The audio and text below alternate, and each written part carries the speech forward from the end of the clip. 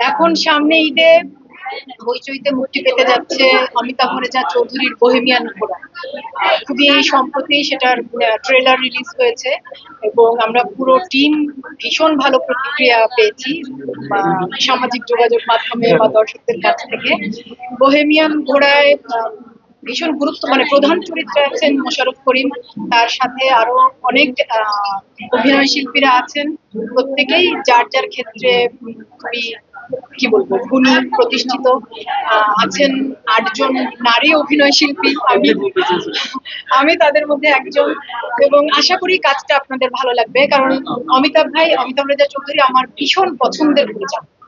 আমি ব্যক্তিগতভাবে তার পরিচালনার ভক্ত, এবং এটা আমি সবসময় বলি যে আমার ক্যারিয়ারের একেবারে শুরুর দিকে অমিতাভ ভাইয়ের পরিচালনায় একটি বিজ্ঞাপন চিত্রে কাজ করেছিলাম, গ্রামীণ ফোনের বিজ্ঞাপন চিত্র, যেটি আমার ক্যারিয়ারের একটা টার্নিং পয়েন্ট, খুবই গুরুত্বপূর্ণ কাজ হয়ে আছে।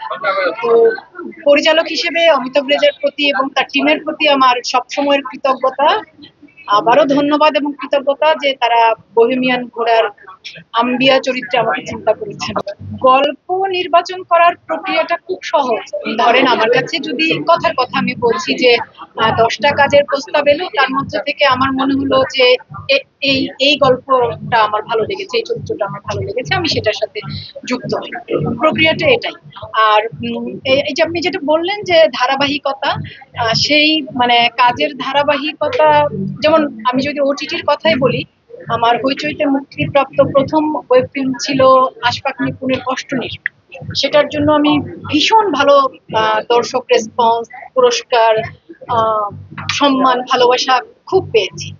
তো মানে তারপরেও অমির অসময় বা গৌতম কৈরের আন্তনগর এবং আসতে যাচ্ছে অমিতাভ রেজা চৌধুরীর বোহেমিয়ান ঘোড়া, এই ধারাবাহিকতা, আমি তো গল্প আর চরিত্রটুকু বাছাই করি, কিন্তু মূল নির্ভরতাটা থাকে আমার পরিচালক এবং টিমের উপর। আমি একেবারেই ডিরেক্টরস আর্টিস্ট। তো কাজের মান এবং